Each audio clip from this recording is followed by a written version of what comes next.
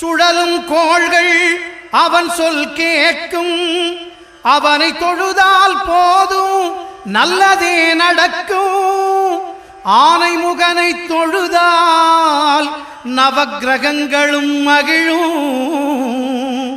நல்லதே நடக்கும், நல்லதே நடக்கும்.